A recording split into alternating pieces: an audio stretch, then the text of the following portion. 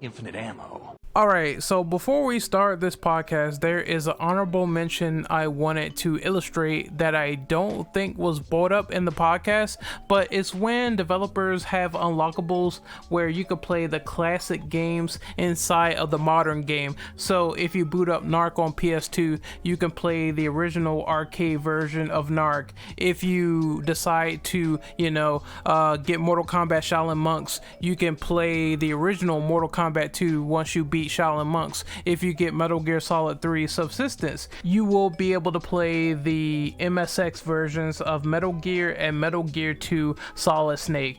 They don't make them like they used to. They don't have unlockables like that anymore. Usually stuff like that is DLC or sold separately. If the Medieval remake can do this stuff, then I'm pretty sure that mainstream developers also can do it too. Now let's continue on to this podcast. Greetings everyone, this is the Infinite Ammo Syndicate and we are doing an IAS podcast special on the discussion of unlockables and cheat codes in gaming. So first I'd like to introduce my panel. We have Ghoul World Order. Yo, what's good everybody? Next up we have Daybreaker. How's it going everybody? Next up is Cal Shishio. How's it going? Next up is Dr. Blue. Season's greetings. And we're going to get right into it with question number one. So number one is, what was your first reaction to the initial discovery of cheat codes? What made them memorable as soon as you saw them? Who wants to go first? So I'll start if that's okay. I remember I first encountered cheat codes back when I was playing GTA San Andreas, which was God knows how many years ago, and they had all these like jetpack cheats and there was like specific like codes to the jetpack. I think it was like L1, L2, R1, R2, and it's like up, down, left, right, up, down, left, right. And they would have them. What made them memorable was they have them like kind of in a similar pattern. Some of them, and so you can have your little cheat sheet, but once you've some of them are just really easy to remember because they've got like a pattern to them. And as far as my initial reaction, I was like, hell yeah, I can fly around in a jetpack. What is this? I think my first discovery to cheat codes was the whole Konami code thing, because they used to always put that in like all their games like Contra and to get extra lives, and it's unfortunate because I think the creator just recently passed away, so rest in peace.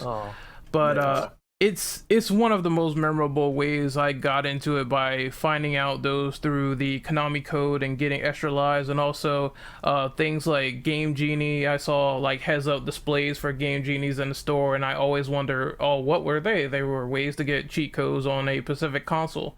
And also I think the Mortal Kombat blood code as well, because that game initially did not have blood on the Genesis, so you had to put in the cheat. It would turn red, MK would come up, and it would be like the coolest thing ever. You have like blood and gore immediately available in this game, and it was a very cool way to do it. If the game was initially, yeah, it was censored by Nintendo, which I couldn't stand, sweat, but still I'm glad they had that option on the Genesis. So that's how I got introduced. From there I started reading up on magazines, and there was actually a show on G4 called Cheat. They used to host that all the time, and that's how I used to cheat for San Andreas a lot. So that's my experience done. Anyone else? I want to say, from my recollection, my introduction into cheat codes primarily started with the N64. I want to say GoldenEye was probably the first experience, because we used to rent that game a bunch from Blockbuster, so people would already have a bunch of the cheat codes already unlocked for the DK mode, where it made everybody's heads really big, or giving you the ability to dual wield rocket launchers and things like that. But the one code that I remember most was from Jet Force Gemini, and that's the Rainbow Blood code. So instead of just the typical green blood that the aliens spew, you kill them and they explode in a sea of colors. And it was pretty interesting, and that always stuck out to me as something unique, because that was the first time I'd ever really seen something of that nature. So when I started learning about these, I remember spending countless hours in my school's computer labs looking up codes and printing out cheat sheets. Basically, I think I have it still, this huge binder full of just old cheat codes for various games for various platforms. Hi, how's it going? Sorry I'm late. Hey, a new challenger has arrived. Dom, introduce yourself. Hi, my name is BioDevil_Dom, and I'm here very tired, ready to talk about cheat codes. Yeah, he was asleep the whole time on some Asian pornography. Let's get started. How did you know? How did you know? I don't know. I'm a lost prophet, I guess. Look at he's in your house. I he's kid. stalking you? I kid. But no, I actually I went to go grab a drink and yeah. But yeah. What?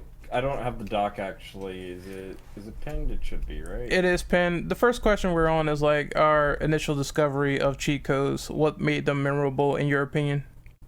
Oh, so actually, what made them memorable for me was like back in the day. Do you guys remember those like cheat code books that they used to like give out? Yeah, Game Pro, PlayStation Magazine, etc. Yeah. For like Grand Theft Auto and all that.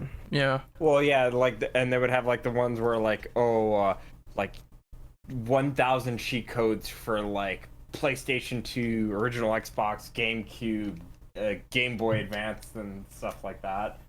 So I remember those quite fondly, but also too, like back in my time, like we would just use like I think it was called like I think the site was called Game Winners. I'm not sure if it's still like if that web domain is still even up anymore, but there's a site called Game Winners, and that's how I used to like just find like all these like various cheats for certain games. And probably the one that I remember quite a bit is the Devil May Cry 3 cheat code, where it basically gave you every single unlock right off the bat. Because it was just one of those things where if you did it, you got everything. On the PS2 version, if I remember right, you could actually save, but on every subsequent release, specifically for the HD remaster, you could not save, and it would not let you get. I think it like prevented you from getting like trophies and stuff like that. So it's a very interesting change of Capcom to do. That's also like a question later about how they lock out your achievements and trophies if you put in like cheat codes. So that's a FYI. You're making me feel old now because I remember like Game Winners from like my teenage years. Holy shit. Oh, are we? I gotta ask. Are we gonna talk about that show Cheat? Back in the day. I brought it up. I did bring it up, but I didn't go into detail. All I remember is that the co-host was, I mean, she was pretty hot, like really, really hot to the point where I was like, why are you on this show talking about video games? But that's how they were back then on G4. It was interesting because they also gave like not only cheat codes but tips as well, and I really used a lot of those for Metal Gear Solid 3 because she really used to talk about like how to get past like certain bosses, and I thought that was interesting. So it wasn't just all like cheat codes, it was also trying to get through the game at a very expedient pace.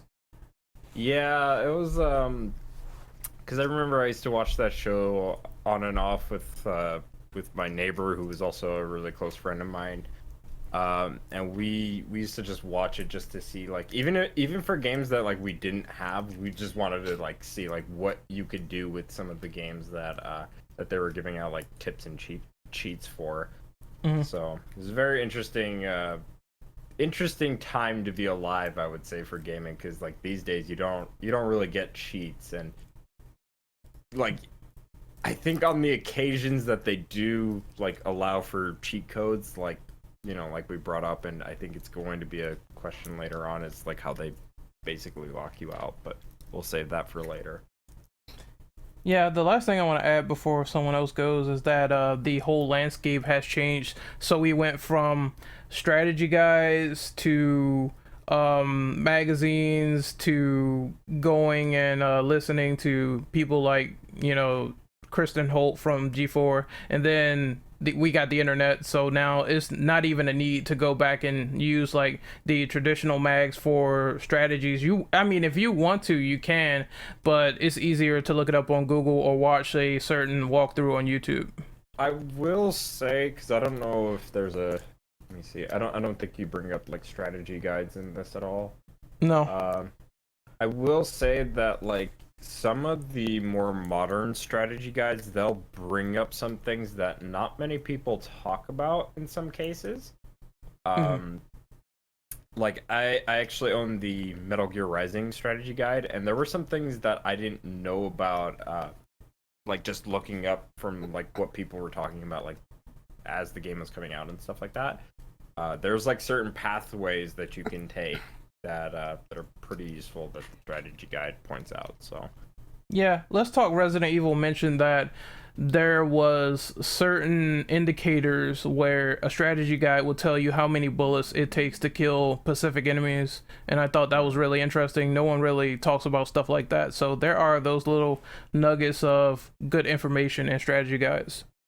for sure. Anyone else want to go on question number 1? I think the only cheat codes I really did was like GTA. Like GTA 4 was the first one. Like put in for like the max ammo, max armor, running around changing my star level, stuff like that. I mean, other than that, I really didn't mess with cheat codes that much, unless you get to like Skyrim for like mods and stuff like that. Oh yeah, I heard James say that he cannot stand playing that game without mods. Oh, mods make it so much better. Like just being able to improve the landscape and stuff like that. Yeah. Oh hell yeah, dude. Anyone else? I've been introduced to cheat code throughout 2 things, and I know you guys might have heard of them before back in the day. Game Shark and Action Replay Max. Ooh. These are the only things I grew up with when it comes to cheat codes. If it's not done if it's not shown in the magazine. They And still usually- use game breaker saves to this day in Action Replay, which is crazy. Oh yeah, absolutely. I don't Dude, think Game Shark's a thing anymore though. Yeah, I think it's discontinued, but you can still pick up like old ones and still utilize them, so it's pretty crazy, man.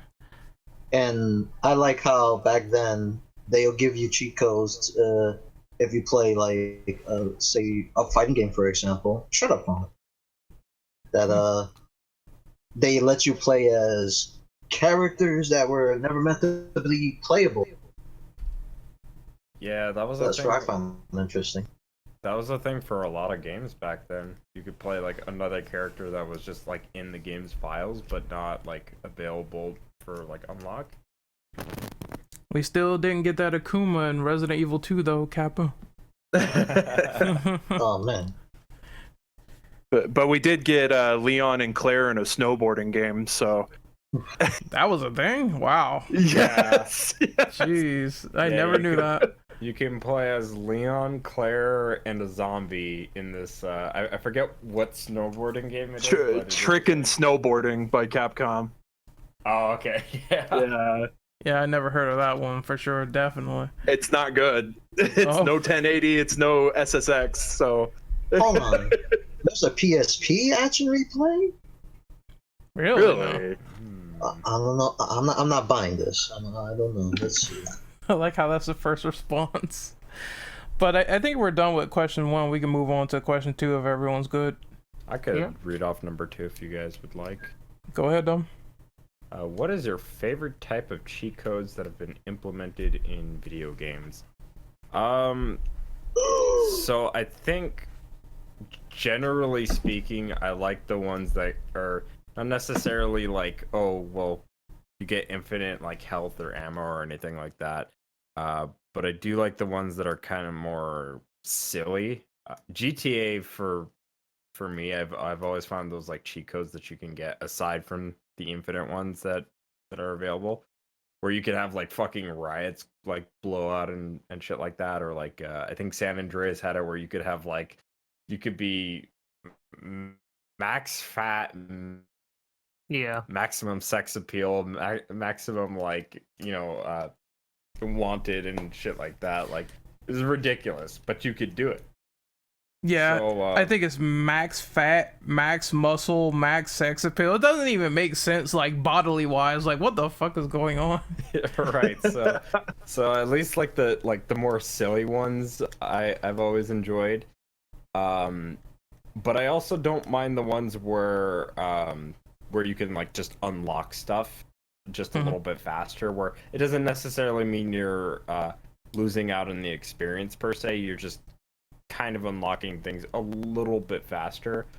Metal Gear Rising, for example, I don't mean to bring this up like too much, but if you input the Konami code in Metal Gear Rising, you unlock all of the difficulties right off the bat. So I thought that was pretty nice, because like if you just want to go straight into like Revengeance or very hard, you could do that just by inputting the Konami code.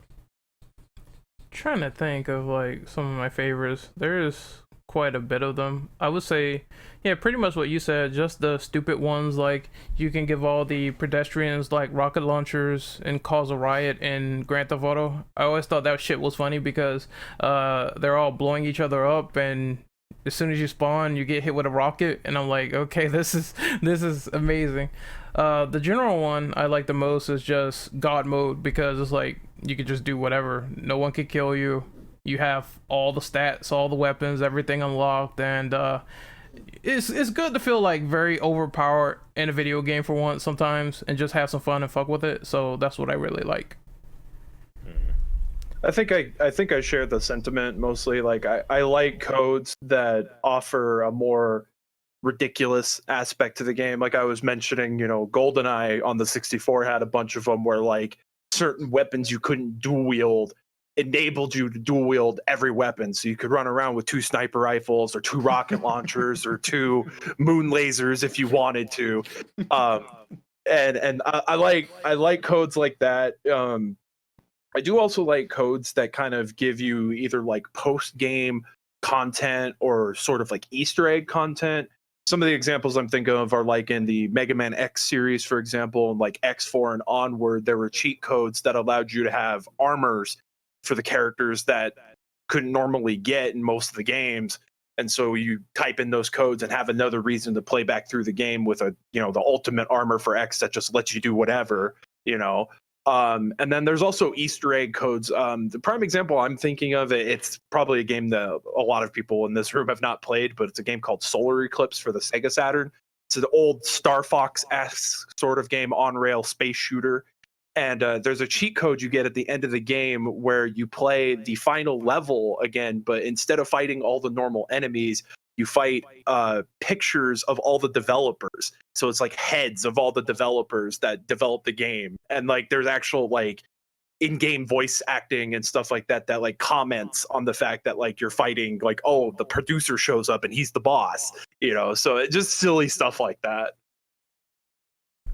I don't mean to beat a dead horse here, but yeah, again, the silly ones are the most fun, because it's like I think the others are like just stat bonuses and stuff. And sure, you can go around blowing everything up, with a gun or a rocket launcher or whatever, in like say San Andreas or GTA 4 is normal. But like definitely the best ones are where you can get into like a Banshee, like convertible, and just start flying to your destination in the car because you don't want to take the windy roads or the long routes or whatever. So you just, I want to go over this mountain. I don't really want to get out my car. Fuck it, I'm gonna fly over this thing. Oh yeah, the Harry Potter sort of ways of travel. Yeah. Oh, that is fantastic. Anyone else? Nope. Going once, going twice, sold to I'm the good. flipping red. I don't think so. All right, so we're gonna move on to number 3. Who wants to read that off? I can read it off. All right. How do you feel about cheat codes when they're implemented as DLC? For me, right off. I personally think that defeats the purpose of a cheat code. If you're having to pay for your cheat codes, then they're not really cheat codes. They're just DLC, exactly what they are. I think like the way that it sounds is kind of like what they're doing now is like more or less what they're dubbing them as like quote unquote time savers, where like you can like unlock like currency, or you can unlock like certain in-game items faster. And it's like for the people that are not only super bad at games and refuse to actually learn how to play like we used to back in the day,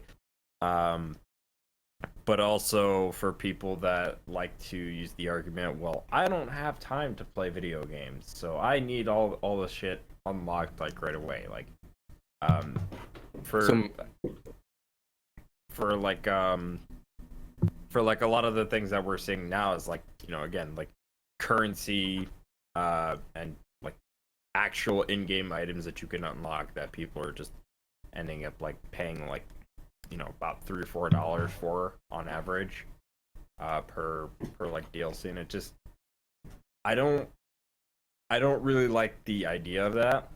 I'd rather, for that $3 or $4, if possible, I'd rather just pay for like something that's actually new and was not intended to be a part of the game initially at launch, or actual like expansions to a game, as opposed to things that unlock stuff that's already in the game that I could earn without having to pay for anything. Yeah, that's how I feel as well. Granted, I'm sure people who are casual, they will always say that, like, they don't have the time to sit through and earn this stuff.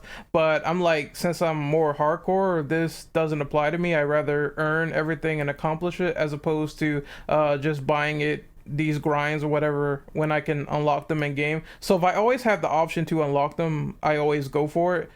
I think that it's always probably going to be a commonplace practice. It's just personally something that I wouldn't do, and I definitely wouldn't say, well, because I'm going out and I'm going to pay for this particular item, it means that I'm more accomplished by buying it. I would never say that. I would rather a person just persevere and get through the game the best they can and try to unlock this thing. And if not, if they want the easier route, that option is always there. Just don't say that I accomplished this because I simply bought it, because that's kind of nonsense. And it leads into a question later on about, cheesing, which is the next one. Cheesing the cheat codes to make the game easier. Yeah, I actually have a recent example of that, but I'll save it for the next question. So that's fair enough. Anyone else wants to go on this one before we move on to number 4? No, it's all good with me. Anyone else? Going once, going twice? All right, interesting one. So number 4, do you think cheat codes are justifiable in terms of cheesing a game just to beat it? And I'm obviously going to say no. I think that you shouldn't make it easier on yourself. I don't even think there should be an option to use cheat codes until you actually beat the game.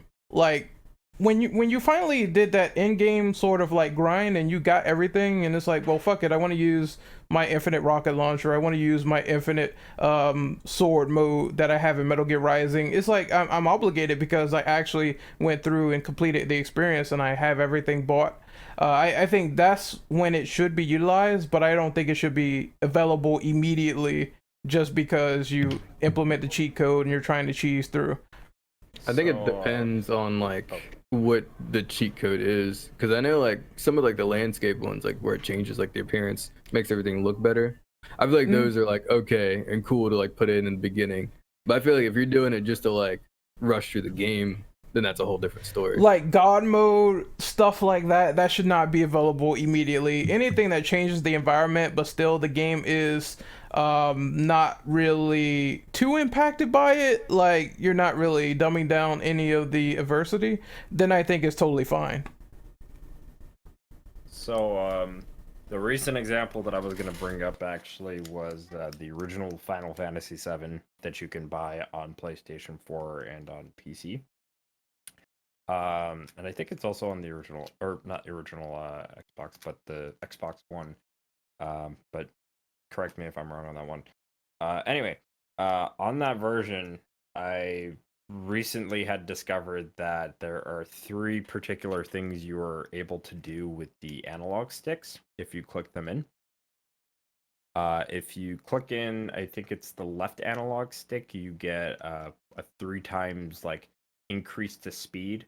So basically, if you want to just like, when you're in the actual like open world of the game, and if you don't want to go through the normal like pace, you can increase the speed, or increase the speed for the entire game if you want to play it at like fast forward mode, basically. But it is kind of helpful in that regard if you just want to tread through the open world a little bit faster. The second one which is if you click the opposite analog stick, that will automatically refill your health, your MP, and your limit break. They're basically just sitting there with like infinite limit break if you have it enabled. I had kind of fucked up when I was playing earlier today, actually, because I'm going through Final Fantasy VII for the first time. And I didn't think, well, hey, maybe I should equip magic on my fucking characters, because I completely didn't think about it at the time. And, I have fucking Sing, shout out to Sing from our server, but I have Sing watching me, right? And I tell him in the call, I'm like, you didn't fucking tell me there was going to be a guy in the elevator as I'm going down. So I have like Barrett doing like all the work while the other two fucking characters are just looking stupid. So then I was just like, okay, I'm gonna have to use this because I'm gonna sit here forever, not really getting anywhere with just one character doing all the work on a, boss enemy basically. So in that regard, like, yeah, I really don't want to have to use the cheat, but I did just so that I could actually progress at a normal pace in that instance, because I was only normally at least, able to attack with just one character. Whereas when I enabled the cheat, I was able to actually attack with all three. So I didn't like that I had to do that, but my dumbass didn't realize that I should have probably equipped the proper equipment beforehand. So admittedly I will hold that out. But that being all said, the last cheat there is actually if you click both analog sticks, any random encounters that could happen as you're traversing through the world are completely disabled, with the exception of I think there's one boss that could always get you regardless.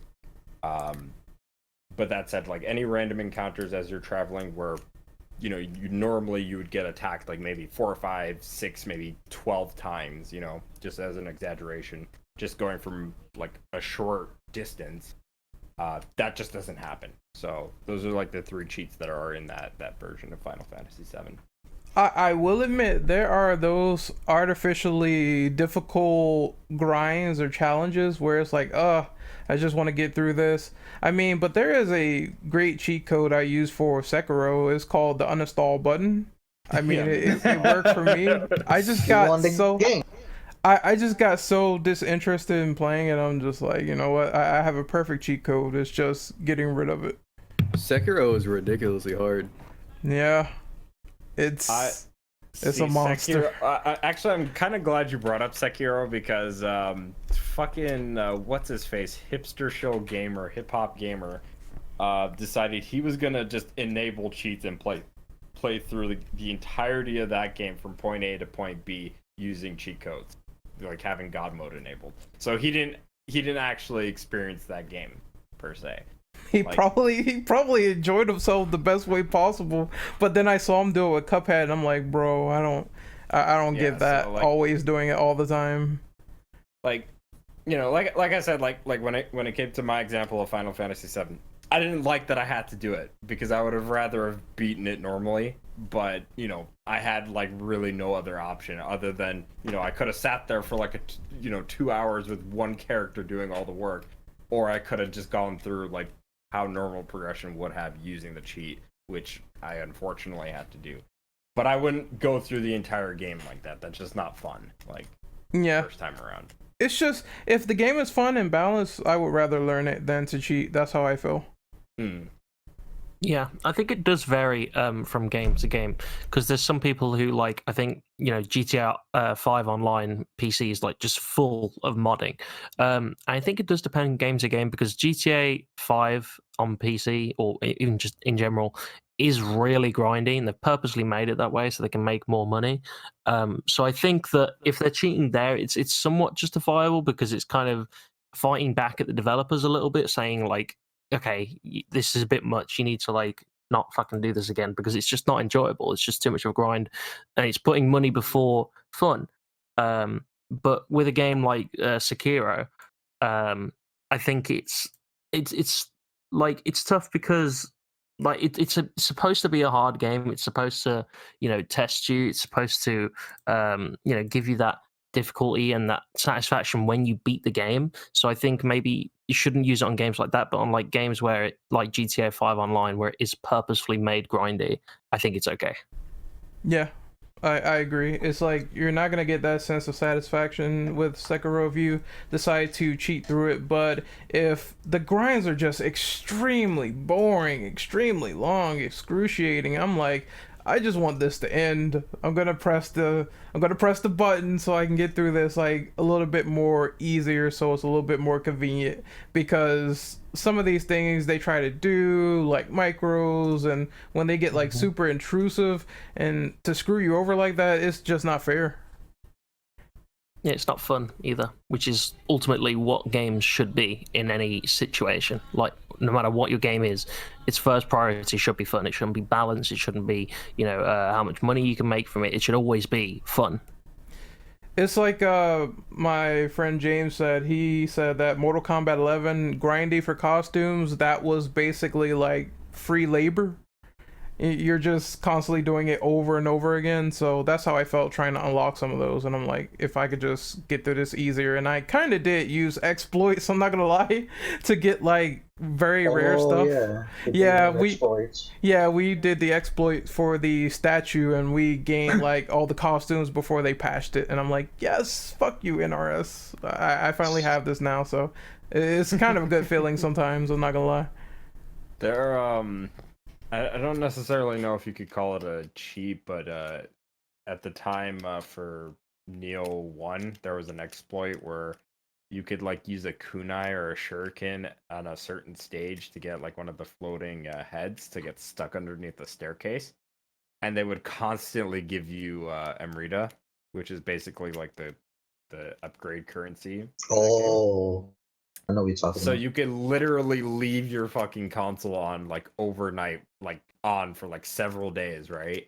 Just constantly earning Emrita in this one stage. And eventually they patched it out, but I took advantage of it just a little bit just because I wanted to get ready for the higher difficulty. So I guess we can do question number 5 to follow up on the last question. How do you feel about the approach of Rockstar Games to mitigate cheesing? They lock out achievements when a code is implemented. Is that the right way to go? I think in terms of, you're trying to like use these cheat codes to get everything, every unlockable, every achievement, and there's certain things you have to do which sort of like deprives you from the journey of experiencing it yourself. Then I think that, yeah, they should lock out the achievements, because if you're just putting in all the codes and getting all the stuff, it's like, what's the point? There are some like exploits that I've used personally, like I said, for MK11, but yeah, I do think that once you get around those, you shouldn't be just using cheats to get everything in the game. If you're like getting platinums and trophies, to me is like just milestones to get, you know what I mean? And you're kind of like just cheating your way through. They do the same thing with like Skyrim. Bethesda does Skyrim and Fallout. Yeah, I think they also. Thing. Yeah, I think they also did it with DMC3, which Dom mentioned earlier. Like they will lock out the achievements, or they will lock out your saves if you try it.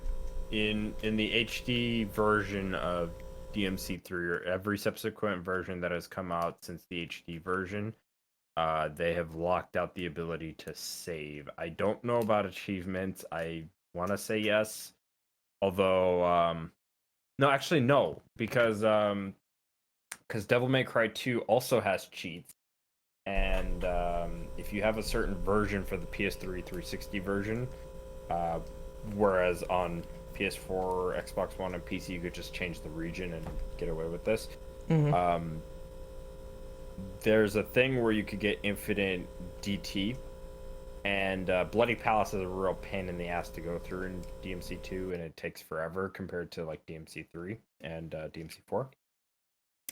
But if you use the infinite DT cheat, you're able to get through Bloody Palace just fine, and that's what most people end up doing. So, I know they don't lock you out of that, but saves definitely. both on DMC2 and DMC3. Like if I remember back when I used to play Pokemon Platinum on my Nintendo DS, and I think Nintendo even went as far as to, if you use an action replay, like it can actually just corrupt your game altogether, or like it'll break your game or whatever, to the point where you have to actually go and buy a new one. What? Oh yeah, like on the it was using an action replay little chip thing, and they were like, using an action replay may render this game unplayable. What game?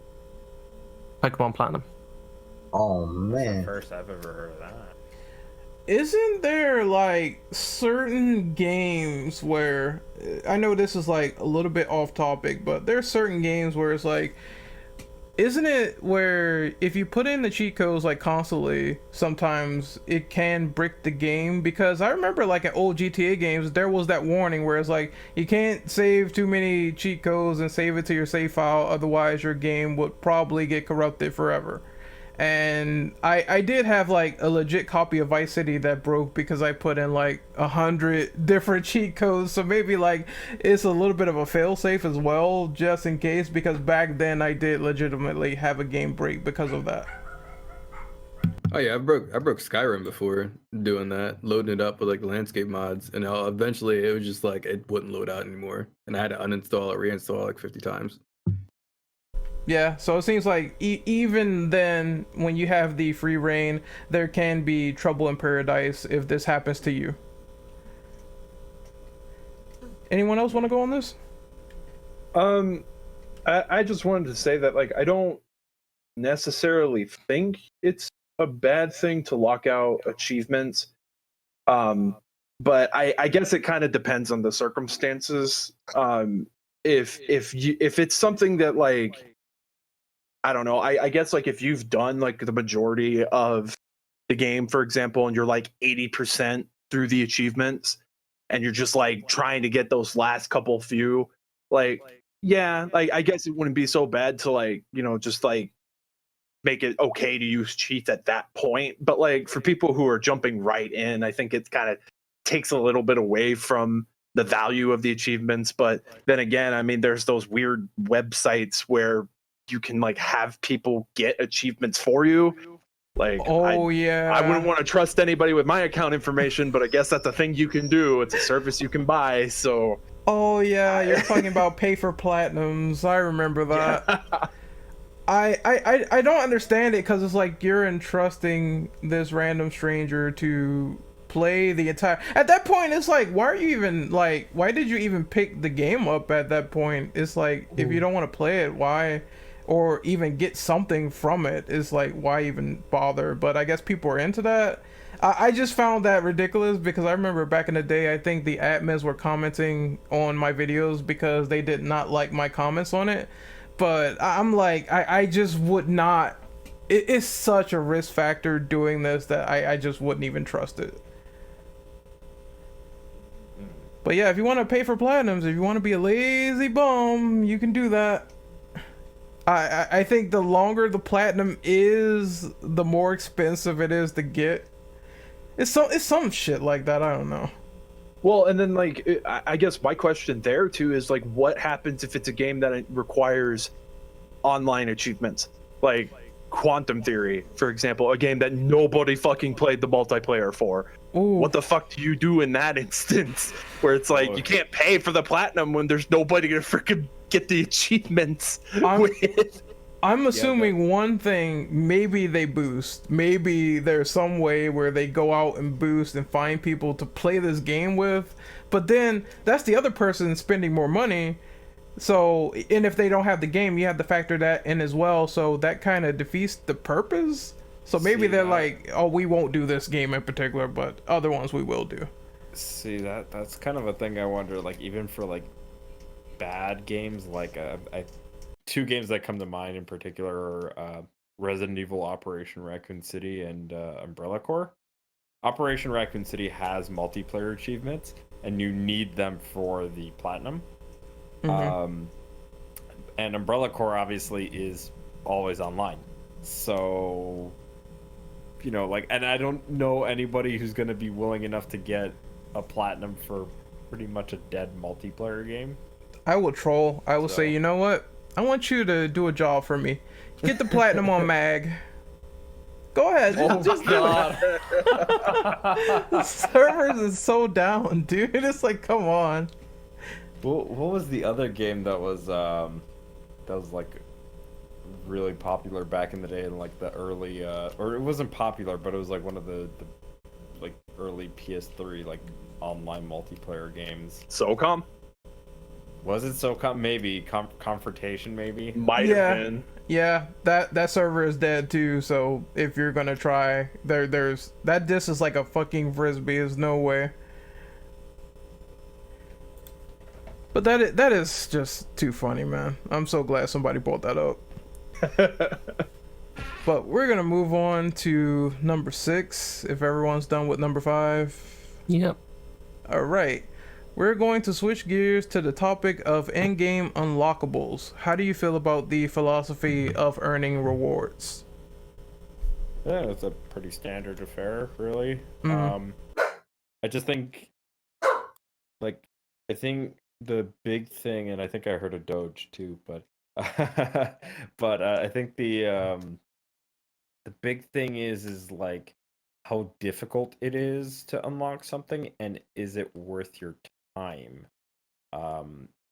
For example, like I had been playing Neo 1 again recently. I've pretty much beaten all the difficulties, and I've gotten like ethereal armor on pretty much everything that I personally use. But there is one thing in particular that I have not done, and that was unlock the Ninpo and the what is it? The it's one of the moves you get for from Jin Hayabusa. That's also a Ninja Gaiden. I think it's the I want to say it's the no, it's not the Flying Swallow. It's the Izuna drop. I've already unlocked the Ninpo, but I still don't have the Izuna drop. So it's just one of those things where it's like, yeah, for me it's worth the time, but for a lot of people, especially given how difficult the Jin boss fight can be, it might not be. And then there's also just some games where it's like they make you go through like the hardest difficulty or like the hardest challenges, and then it just kind of makes you question whether or not you should. Another samurai game or samurai series, I should say, that comes to mind is Onimusha. Onimusha is known for having infamous mini games that unlock the ultimate mode. The mini games have always been very hard, and probably the hardest is the Man in Black mini game from Onimusha 2, where you're left with a stick. You have to collect film all over the entirety of the game, basically from point A to point B, and you have your health constantly draining. So I think it just really depends. Yeah, like some of those 100% achievements I've been disinterested in depending on the type of game. I really don't like the stupid collectathons to get something, you know what I mean? Like get 100 flags, or you got to get gold in every singular mission, and it's like sometimes it's like, what is even the point? I do find some unlockables to be stupid and irrelevant as well, and I would expect them to be better, because I did the whole challenge of Mortal Kombat 9, the towers, and the unlockable was basically a half naked Melina, and I'm like, I don't play with Melina, I don't like Melina that much in this game, so it doesn't appeal to me. I was gonna bring that up. I was gonna be like, did anybody remember the final challenge at MK9? For I a do. costume? You had to fight like every singular. You had to fight all these boss characters that were buffed and ridiculous. Yeah. Shao It's Kahn, the like worst one. people complain about DOA system for costume, but back in the day, it was just like, oh, just beat the game on arcade mode and you unlock like 8 costumes. You know, it's like, But hey, Yeah. at least you don't have to change the costume for $1. yeah, But that then too. change it back for $1. Oh, that's ridiculous. Oh my god, that Yeah. fucking shit. I think it's a question later on, but now unlockables are also getting just as ridiculous as cheat codes with DLC, if not worse, especially for fighting games. It's worse now. Unlock this character for $3.99. Unlock the next 10 characters for $10.99. Yep. Ugh, yeah. I definitely miss the novelty of older days where it's like just play as a certain character and you unlock like a bunch of crap. The only thing I will say about that is it's kind of a double-edged sword, because like this kind of delves into like DLC topics. Because like back in the day when we didn't have DLC, you had to get like the expansion for a game to get like more characters or like new environments and stories and things of that nature. Whereas now you could argue, well, they could patch it, but you know they want to still make money off of it, so they come out with like these season passes, these extra characters, weapons, skins, etc. And then later on they come out with like complete editions, or worse off, they do things like Street Fighter 4, where they keep re-releasing the same game but with all the stuff that was DLC. Yeah, I fell victim to that in a couple instances. I think it all depends on the situation. Like, it does suck that back then, because I think they did this specifically with MGS2, where it's like, I have Sons of Liberty, and then I gotta buy Substance, and I pay $50 already for Sons of Liberty. Now for Substance, I gotta pay 40. So that was kind of like a buzzkill. At the same time, it's like, at least when they give you that final piece, that final expansion, it is complete. What developers these days, what they like to do is they like to constantly put out DLC pack, DLC pack, DLC pack, and it all starts to add up even more than certain expansion packs. You look at like DOA, their costumes in terms of pricing is ridiculous the last time I checked for at least DOA 5. Well, and especially in like DOA 5's instance, it's like some of those costumes you can't even get anymore because they were limited time licenses, because they were crossover costumes from different IPs.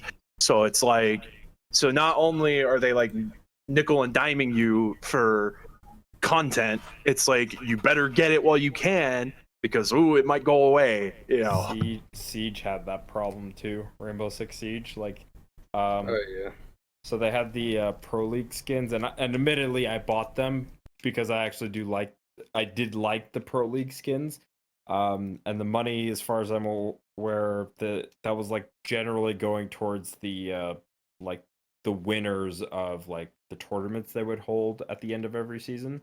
So it was like, well, you're kind of giving it to people that actually like, you know, go out to these tournaments and you know, play and win.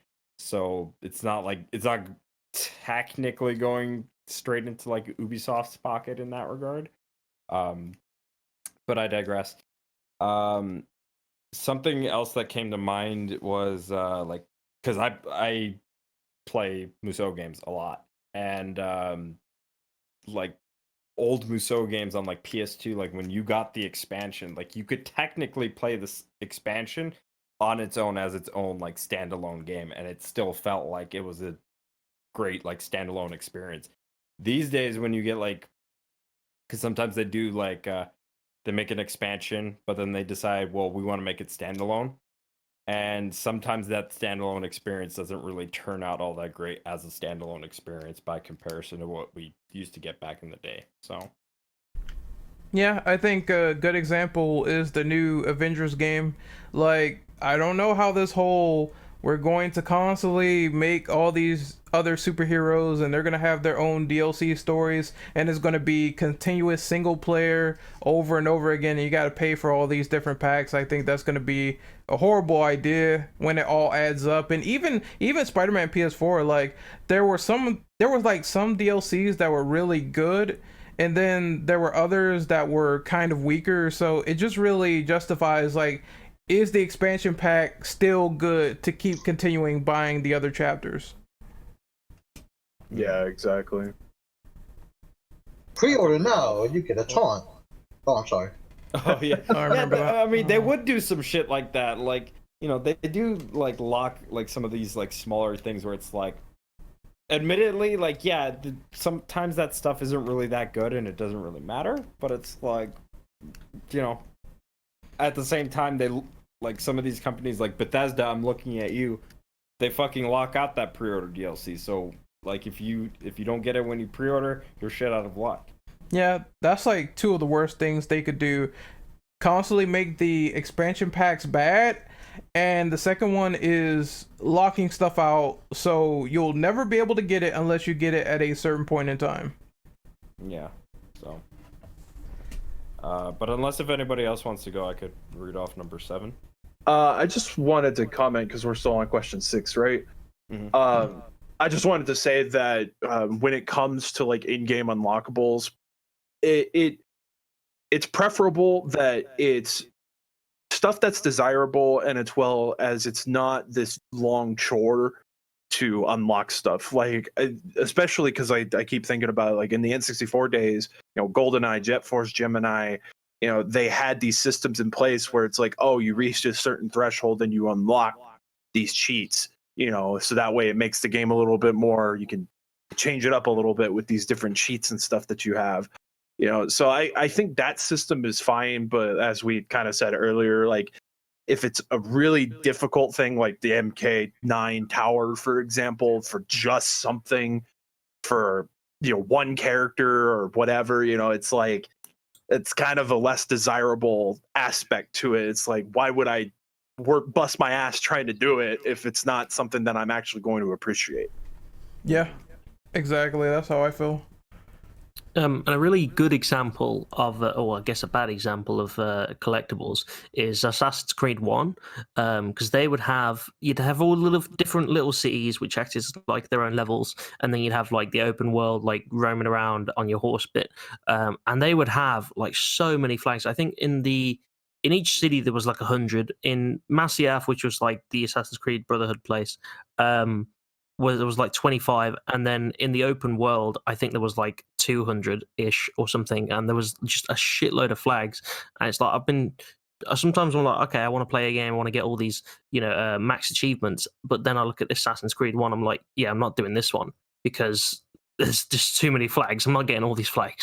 They get it. It was worse. Like every game they made for Assassin's Creed, it was just like, well, here's more collectibles. Well, there's more. I remember I want to say it's either Syndicate or it was one of the multiplayer ones, but you ran around with people and they just added an ungodly amount because the map got bigger.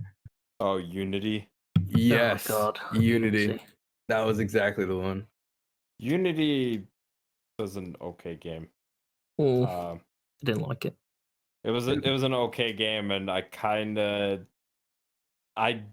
don't really care for it, but given that I also got it for free when they were giving it out for free, I kind of don't hate it as much because free's free. So like, it was fun with friends, but like it was super glitchy. Like I remember like getting stuck on the ground and just not being able to move. But on my friend's screen, I'm moving around on the ground, writhing in pain. And I'm like, nope, I'm just running around. that was a huge problem at launch. I think they've since fixed the game for the most part, but I don't know. I haven't really played it all that much post launch, so anyway, I guess we're all good on number 6. I can go ahead and read off number 7. What are some of your favorite in-game unlockables in terms of secrets, weapons, or modes? So as far as like secrets go, probably one of my like favorites that I know about, but I don't recall if I ever actually went ahead and did it, was one slash Extreme Legends, which is the expansion for the first game. If you go through the Abyss mode, you basically have to go through 100 floors of like hordes of enemies and like bosses, like boss characters to fight through.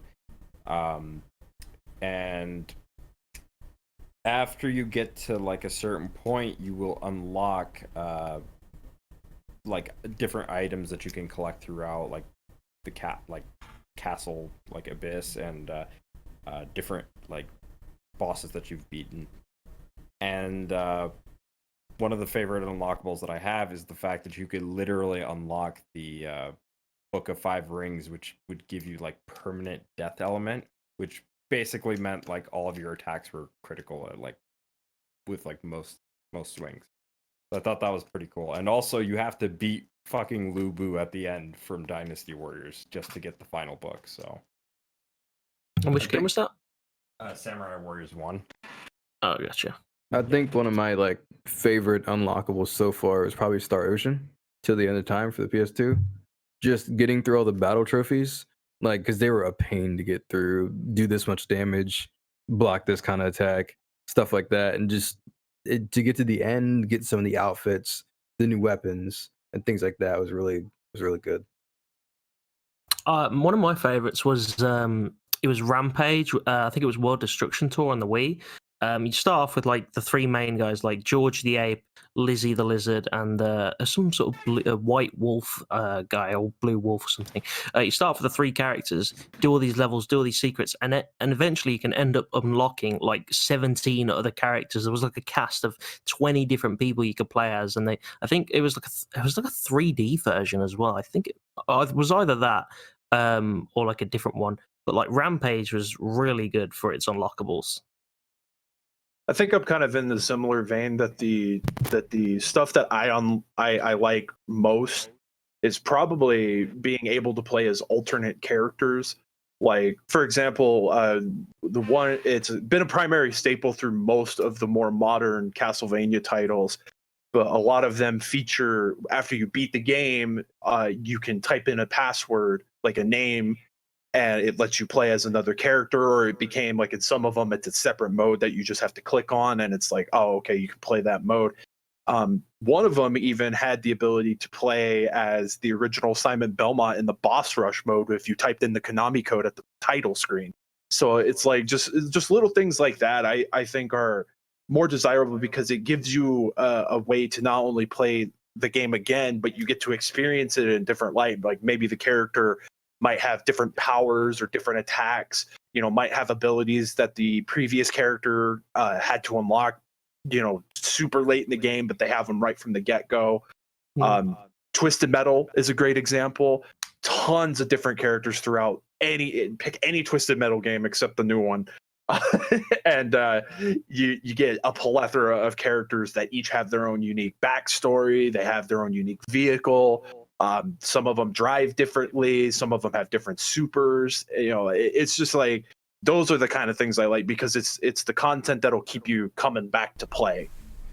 Yeah, there's stuff that I really like the stuff they used to do for Silent Hill with the alternate endings. Like you would get sucked up into a fucking UFO if you do something specific, and you see an alternate ending of a doll controlling a ship. It's just like ridiculous fun stuff like that where you can actually get like differing endings, costumes, and outfits. Like I really enjoyed the MGS1 sort of unlockables as well, where you get like stealth camouflage where you can't be seen, or a bandana for infinite ammo, and then Snake will be wearing like a tuxedo, and then later on in the series they would make like James Bond jokes. It's stuff like that really like calls home to me in terms of what I really appreciate for unlockables in gaming. Anyone else? Yeah, actually I kind of want to point out too, like, because Devil May Cry, I actually really like the fact that they had there was two ways to unlock the infinite DT costumes. You could either go through the game through its various difficulties and unlock the super costumes that way, or if you were really good, you could just go straight through Bloody Palace and unlock every single costume in that regard as well. So you could easily get all the the super costumes for both characters that way. That is assuming you're good enough to go through Bloody Palace and complete it that way. So. Anyone else favorite unlockables before we move on? I want to comment and just say, because you brought it up, Metal Gear Solid Twin Snakes, when Snake gets the tuxedo, it puts Meryl in the sneaking suit. Oh yeah, Grade A. It's so fucking perfect. cool seeing her in the sneaking suit. Yeah, that's so perfect that it does that it changes like the NPCs as well, and you see her in Snake's costume. So I thought that was badass. Yeah, because I also think it changes the color of Gray Fox's armor. Like it goes from like orange and blue to like red and blue, I think, if I remember right. He looks kind of like Spider-Man. I think it's like blue and red. Yeah, that might be it. Yeah, I think because they- his original was Square like Enix did sort a of. Go ahead. statue of that, right? Like the Kai Arts figures, they had something like that. Yeah, they did. I don't think I can pull it up, but they definitely did like figures on the alternate colors of Gray Fox, and I thought that was badass as well. Here I am. I didn't even know Gray Fox had alternate colors. Well, we have Nazi-chan, so since you're late, what are some of your favorite in-game unlockables, secrets, weapons, etc.? Honestly, I think the one that sticks out to me the most, mostly because I didn't think this was until tomorrow, is in Halo 1, when you're on the Warthog run, if you get out on one of the side areas, there is just a grunt there who will just talk mad shit at you until the autumn explodes. Like, that's probably like the thing that just sticks out to be the most of my favorite. We're about to move on to question number 8, Hold on. unless... Oh, go ahead. Dragon Ball Z, Budokai Tenkaichi 3. What unlocks do they have? I know they have like all the characters, dude. Holy shit. Like, The amount of characters, let alone there's some Dragon Ball Z games that lets you unlock them faster, but man, it felt so good unlocking all of them. I think my favorite one throughout the entire game was when you unlock characters from the old Dragon Ball series, like Kid Goku, Master Roshi, all of them. All of them, the Frankenstein android, yeah. Android 8. They don't make games like that anymore. It's like those games are just like Nope. there's some chock full of crap. It's like, jeez. DLC. Xenoverse 2. DLC. I just thought of something. I don't see it in the doc, but there is one thing we kind of didn't bring up. What about in-game unlocks that occur based off of save data that you have from a previous entry? Oh, that's a good one. There were games that did that like a lot back in the day for PS2, PS1. I can't think of any off the top of my head. Neo was doing that a bit with free DLC. Oh I yeah. know. Onimusha Tactics or not Tactics, Blade Warriors and 3. If you had save data of Onimusha Blade Warriors, in Onimusha 3 you would unlock the panda costume from Onimusha 1. And I think vice versa, you got a character that was featured in the intro of Onimusha 3, and that character became playable in Blade Warriors, so... Just for having the save data, so I thought that was pretty cool. Only one I can think of is the Oracle games for Zelda. If you have Oracle of Ages data, then Oracle of Seasons gets items from that other game and vice versa. I did like the whole. I know it's not like technically an unlock; it's more of an Easter egg. But I did like the whole MGS1 Psycho Mantis thing where he reads your memory card, and if you play like previous Konami games, he'll say stuff like, "Oh, you played Castlevania, don't you?" He did that when he picked up my Symphony of the Night save, and I just love that so much. I wish more games did that. God, the way they did it on Twin Snakes, though, that was the best. The way they just redid that. They got his voice actor in. So you like playing Super Mario Sunshine? Oh yeah. Right. Yeah, that one's pretty funny. God, like, imagine if they redid it for Steam and you read your Steam library. So I see you God. like Nekopara. Dude, I'd be there for fucking ever. I have like 1,000+ Steam titles. God damn, he'd be like saying like 18 different fucking things. I'd be there for an hour while he just tells me, he's like, "Oh yeah, you play this for this long. You played Final Fantasy 14 for 1,000 hours." Hey man, you whole workday later. signed up. You signed up for Metal Gear game. You signed up for an hour-long cutscene. So you play fair Fallout enough. 76? Yeah. What the fuck is wrong with you? Another one that comes to mind as well to me is the Yakuza series. Actually, if you have save data of a previous iteration, you get like early starting items for the characters. So like I think in like Yakuza 5 you got like a thing called a sunshine band or something like that, and it basically like helped you like get money early and stuff like that. So pretty I cool. think one of the coolest implementations I ever saw of that specifically, aside from having previous game data and it like gives you some extra in-game unlocks, I really enjoyed it with the .hack series, where if you started with the first entry in both of the series on the PS2, it saved your data once you completed it, and you could do what they called a data flag, where you could transfer all your characters, items, and their levels. Everything would carry over to the next entry, so it wasn't like you were repeating the grind over and over again. So if you max leveled in the first game, you would just be God mode tier in the next game. And I really enjoyed that. I think that was a cool system, and I wish more games actually did that. I think it would actually be kind of cool to see that more often. Mass Effect does a really good job with it too. Like going through like the choices and things like that. Like going from game to game is really fun. So I was going to point out the thing you're saying about the grinding thing. Fire Emblem Three Houses does that a little bit. It's not like character levels, but your professor levels, so you get access to a lot of the ancillary stuff that allows you to level up stuff way faster. Oh, okay. Yeah, it's really helpful because, by God, professor level is the most annoying thing to level in that game. There's one more cool example on my behalf. There's this game called The Suffering. And if you beat the game, I think it was a good ending, a neutral ending, and a bad ending. The way you start off in the sequel, The Suffering Ties That Bind, you will actually start off from those endings that carried over from the last game. So the beginning of the second game will have like different introductions. So I actually had a question about that because someone mentioned Mass Effect, and then there's that. You guys remember how in Mass Effect 3 the only way to get the good ending was to have basically a prior save file where you made all the correct choices? Right. Yeah. It's like, what are you guys' thoughts on that? Because I kind of think that's kind of crappy because it means you'd have to play through like 3 games to see different endings. It's really annoying. Well, I don't think that's true, actually, because I think you could play multiplayer and prestige your classes and raise your EMS, which is your effective military strength, and your ending would be based on how much EMS you had. Like, whenever I go into Mass Effect 3 now, and because I played multiplayer that much, I've just got like 10,000 EMS, and you only need like 2,000.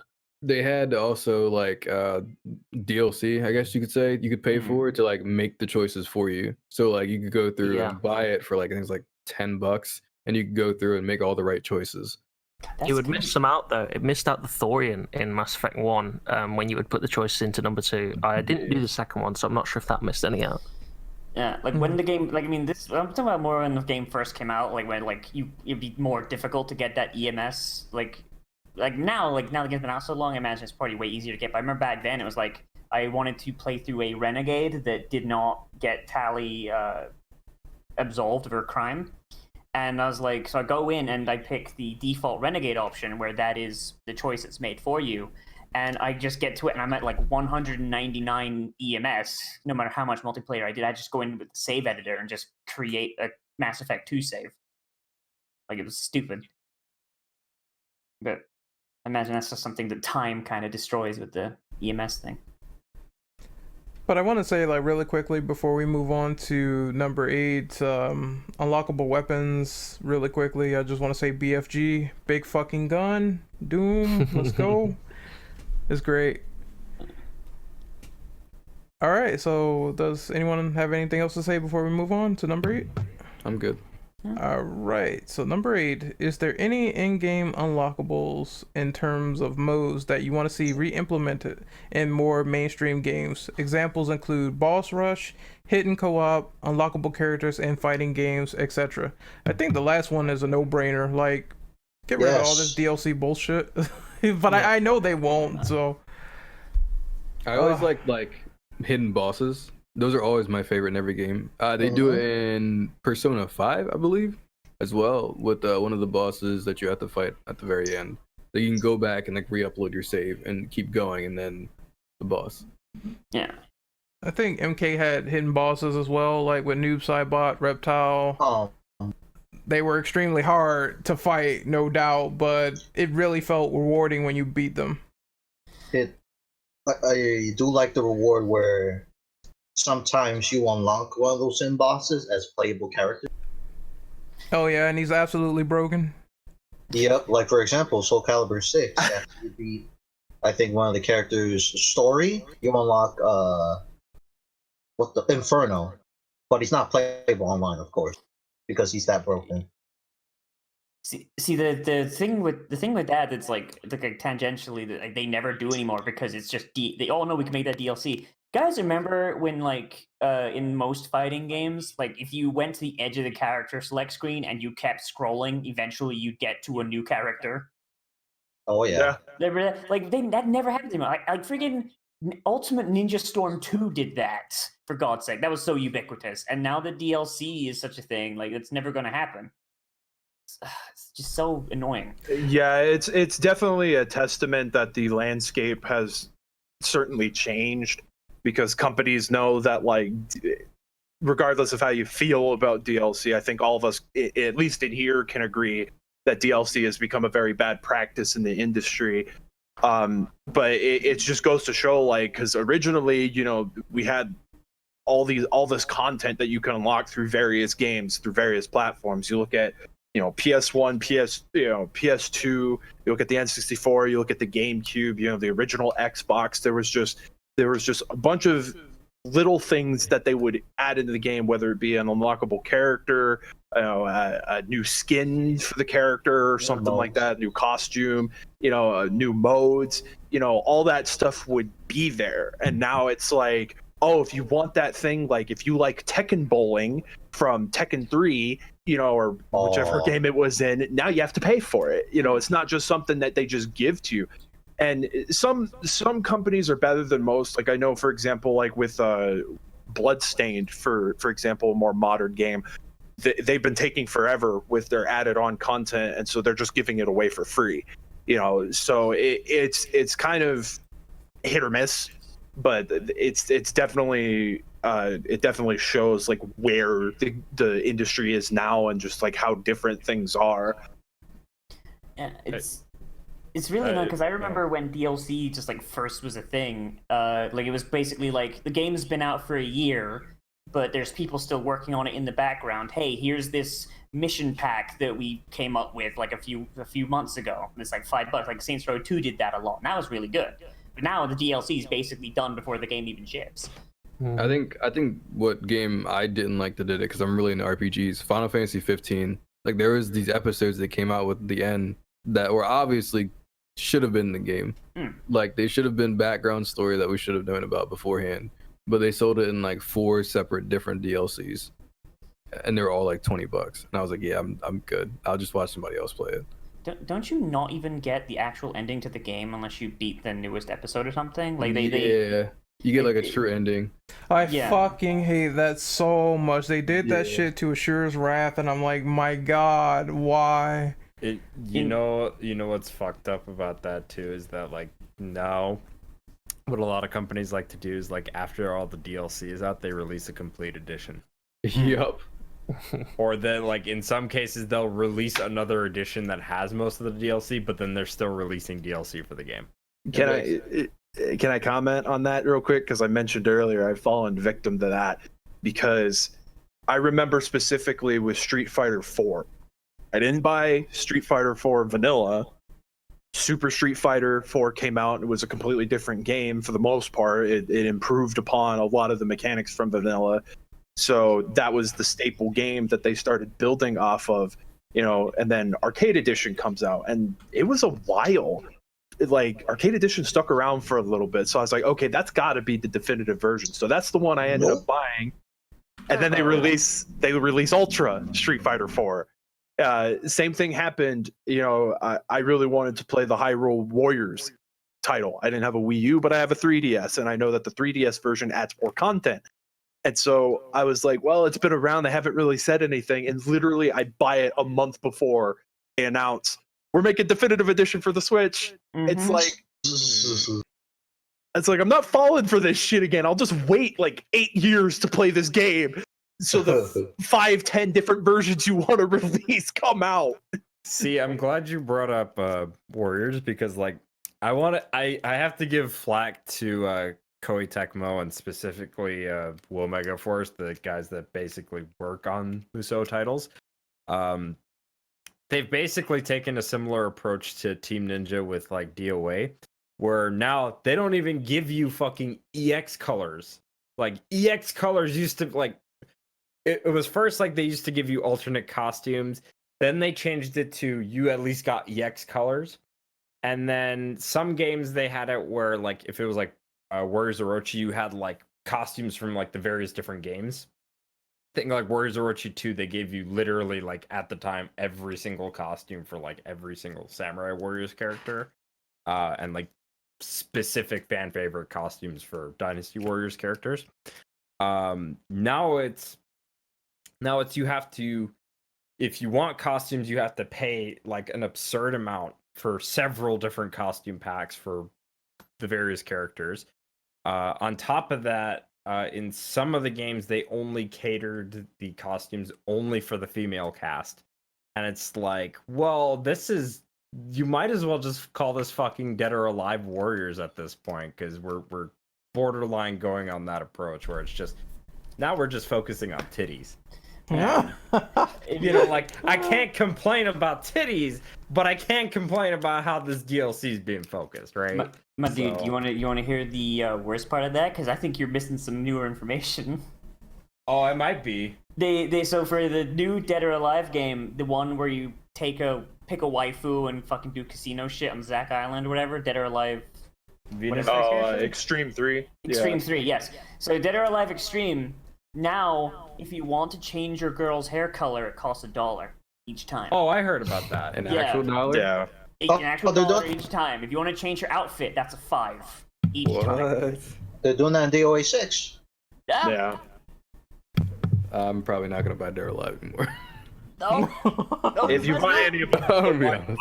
just go buy DOA 5 last round. It was a You- better game anyway. Yeah, I have you it. want your fucking- You want your fucking e-wife to have fucking like blue hair? All right, chief, that'd be a fucking $1.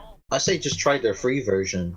Because, man, Yeah, it's still like good. almost a month after DOA 6 was released, they instantly released the free version. I'm like, damn, your game is that bad. The Why quote release a unquote free light version? Yeah, just play Yeah. Core Fighters if you really want to try it. You don't have to waste your money or anything. Pretty much. Yeah. If Or you wanna play a the better fucking- fighting game with better customization. Ugh. Tekken 7. Older DOA games. Justice 2. No, the Other only stuff. DOA game you need is Dead or Alive Extreme on the Xbox. That's it. That's the only one. That's all you need. Extreme 2 is the better one because that has jet skis. Why did they fucking take away Rave Race? That was the best thing about Extreme 2. No, we need more booty battles. Those are No, games always where the you play controllers with one hand. Like, holy shit. Damn, I didn't know we were getting into waifu wars now. I mean, might as well. Well, When's the Waifu War podcast?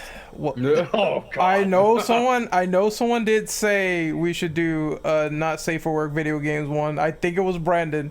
It is going to happen, people. I guarantee it. I think Reapers Please made sign the me up. joke one time that we should do fucking IAS indoors hentai or some shit What like that. the? Oh no.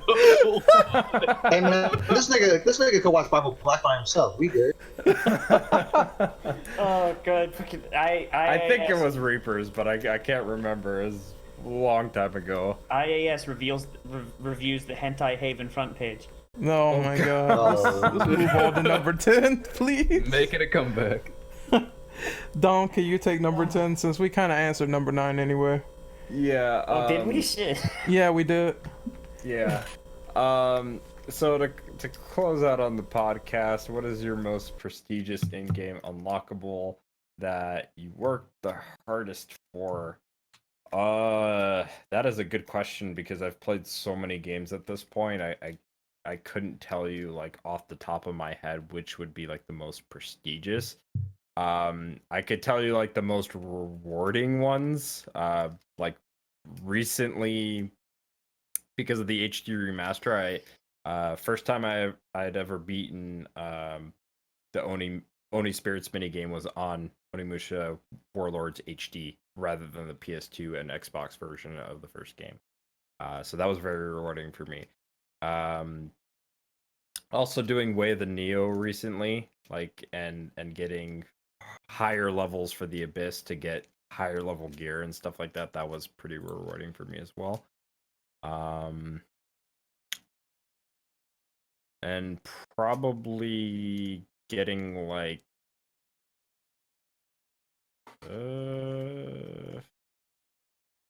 I would say getting Fourth Survivor in the original RE2. I think for me, I go back to Star Ocean again. It's got to be that last like battle trophy. It took me like 5 different saves of carrying my battle trophies over to get it, but the game, like the unlock itself, you didn't really need it, but it was nice to have it. Trying to think, like mine is. Oh, I'm sorry, did I cut one off? No, go ahead. No, you're good. Sorry about that. I was gonna say that for mine, it's gonna be real quick. I think my favorite unlockable in a game was probably RE2 Remake with the infinite rocket launcher, because many people, they do not have that at all, and I think you have to beat the game for S rank on hardcore. It has to be like S plus, so you have to beat the game under like 2 hours and 30 minutes, and you also have to only save like 3 times, and that's it. Ridiculous. So it's ridiculous, but I love having it, honestly. Speaking of RE, are you excited for RE3 remake? They're gonna let you bust into safe rooms. They debunked that actually, so Did that's Yeah, they did. Yep. Oh, thank Fortunately. God. They should make a mode that has that though. That'd be I cool. said that. I totally vote for that. Nemesis going Free into the update. safe room and fucking up the game journals. We need Hell this. mode. I'd be terrified. I'd just be eating noodles and all of a sudden you just bust The in. ultimate challenge. Noodle nose. So- Yeah, it's just eating noodles and all of a sudden you just bust in, takes me down. Oh god, no! The only mode it happens on is they make Okay. games journalist mode, which is piss easy. Only difference is Nemesis is scaled for hard mode. It can break into safe rooms. That's how you get the A+ rank on IGN or whatever they use. You're saying something, Daybreaker? Yeah, so I wanted to answer the question because I actually have 2 that I can think of. And they're both on the PS2. One was easier than the other. The first one was getting the Cosmos gear from Xenosaga in Soul Calibur 3 for a customized character. That took forever, but I was so damn happy when I finally got it. Because you just had to, I think I ended up looking into it. It was like you either had to do a certain amount of battles or you had to like reach a certain threshold of like how much in-game time you've played. But it took a long time, but it was very, very worth it to have that costume because like I love Xenosaga to death and it was super awesome to have that costume. But the one that I think I'm more proud of was getting the stealth camo in Metal Gear Solid 3 because god damn, that freaking shit is so annoying because you have to find all these little I forget what their names, I think they're called like Kurotans or something. They're these little frog statues everywhere. If you play the 3DS version, they change them to Yoshi for some reason. I don't know why, but you find these little frog statues everywhere and you have to shoot them. Well, they decided the best thing to do was they're going to put like 5 of these fuckers during the bike chase segment. So you're in a moving vehicle, you have a very limited window of shooting these things, and it's just, I was so damn happy when I completed it because the thing is that you don't even know if you missed one. I was sure I got them all during that segment, but I had to beat the game to find out. And it was just the biggest sigh of relief when I finally, when that result screen showed up and it was like, you unlocked the self camo. I was like, oh my god, yes, I don't have to ever do it again. God, that's one of those things where it's like, cool, I unlocked this thing. Now I never want to play this game again. Yeah. Oh, I'll play the game again. It's just I won't ever do that again. Like if I start up a new save file without it, it's like screw it. I'm not doing it. I just fuck it. Remember when you could actually like copy over your save data on a different memory card? Yep. Yes. That's so nice. I guess I'll go next. Oh, sorry. I was gonna say I can only think of one. It's because I literally just did it on my stream. For what? It's so you guys know Knights of the Old Republic 2, right?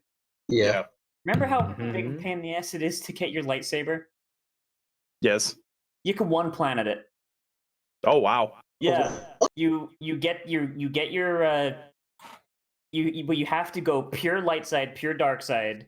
you get your focusing emitter on Telos, you finish Atris, then you book it straight to Nar Shaddaa, go kill Lutra, and then if you've done every single good or dark side option you can, when you get back to your ship, Visas will show up, and then you get the last part.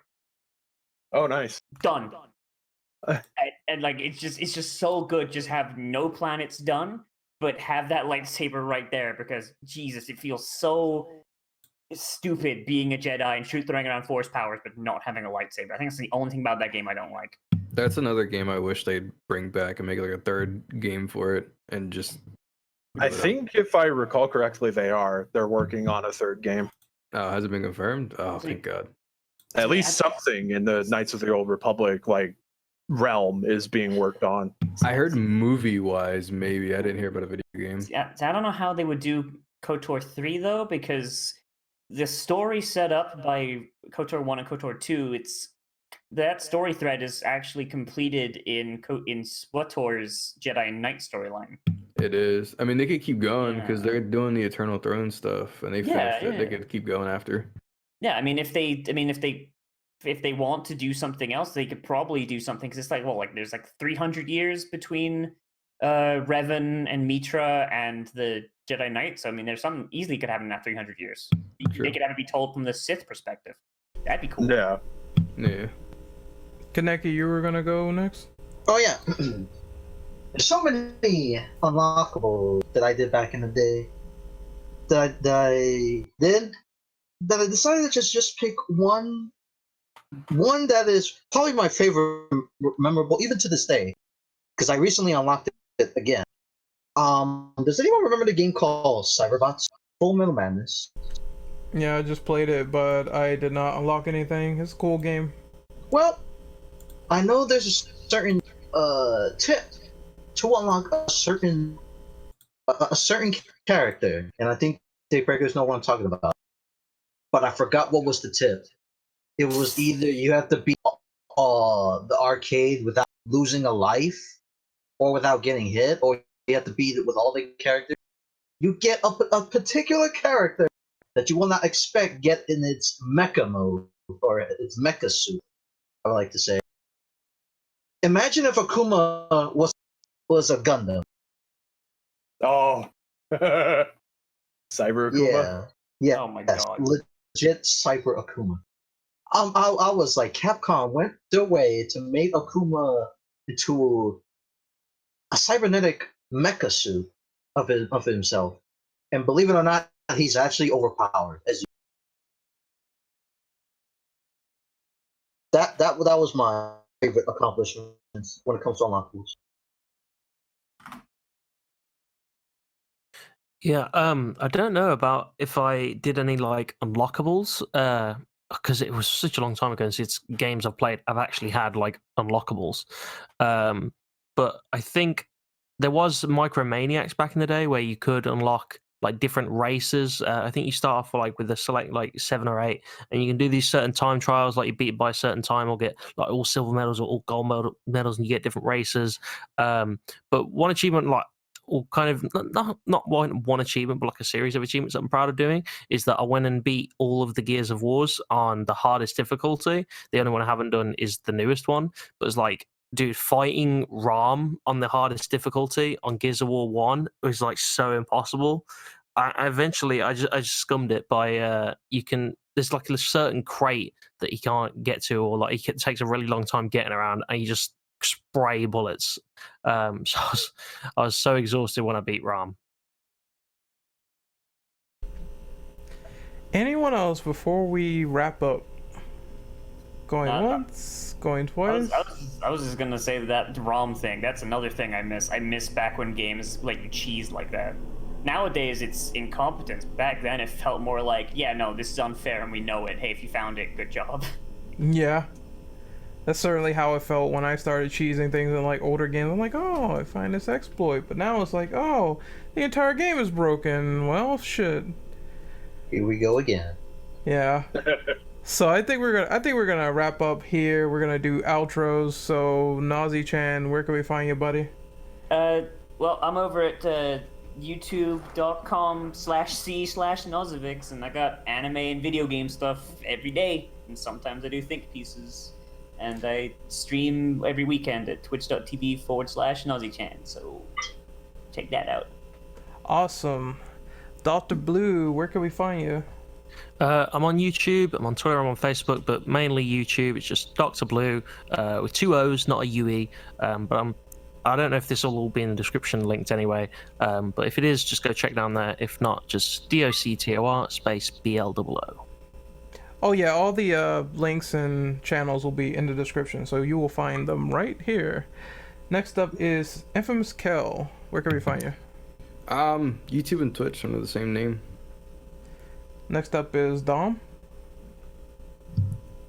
So you guys can find me as biodevil_dumb on YouTube, Twitch. I barely stream on Twitch. I want to, and I'm hoping that because now I have an OSSC coming in, which you guys might see some like PS2 footage for like podcasts in the future that looks pretty decent.